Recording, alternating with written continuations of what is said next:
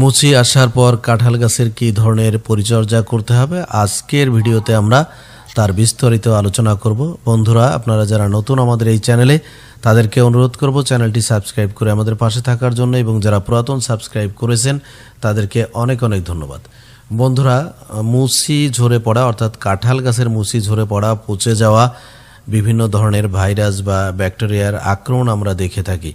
তো সেক্ষেত্রে আমাদের কি করণীয়, মুচি আসার পরে কী ধরনের যত্ন নিতে হবে কাঁঠাল গাছে, সে বিষয় নিয়ে আলোচনা।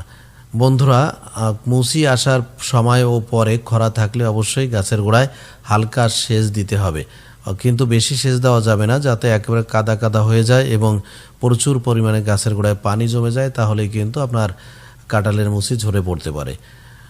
রোগ এবং পোকা দমনের জন্য মুচি পচা রোগের রোধে 10 দিন পর পর 2 থেকে 3 বার ছত্রাকনাশক যেমন ডায়াথিন M45 বা রিডোমিল গোল্ড স্প্রে করতে পারেন। পরিষ্কার পরিচ্ছন্ন রাখতে হবে কাঁঠাল গাছের নিচে জঙ্গল পরিষ্কার রাখতে হবে, মরা বা রোগাক্রান্ত ডালপালা ছেটে দিতে হবে।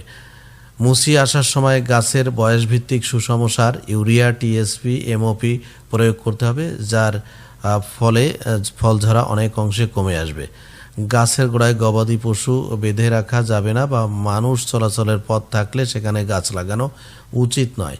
তবে অতিরিক্ত সেচ কিন্তু দেওয়া যাবে না, যে কথা আগেই বলেছি।